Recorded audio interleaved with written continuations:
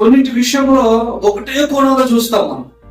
For example, ఇక్కడ మీకు కనబడుతున్నటువంటి ఈ స్టాండ్, ఈ ఫోన్ ఏదైతే ఉందో, ఇప్పుడు మీరు కూర్చున్న స్థలం చూస్తే మీకు ఒకలా కనబడుతుంది, మీరు కార్ని కట్టెళ్ళి చూస్తే ఇంకోలా కనబడుతుంది. దీని పొజిషన్ ఏం మారలా, ఈ ఫోన్ పొజిషన్, స్టాండ్ పొజిషన్ ఏం మారలా. ఏం మారింది మరి? ఇప్పుడు దేవుడు మీకు సెలవిస్తున్నమాట, మీరు ఎక్కడుండి ఏ స్థితిలో ఉండి సమస్యను చూస్తా ఉన్నారో ఆ స్థితిలో నుండి, ఆ స్థలం నుండి కొద్దిగా సైడ్కి జరిగి చూడండి. హల్లెలూయా. అంటే సైడ్ జరగడం అంటే ఏంటి?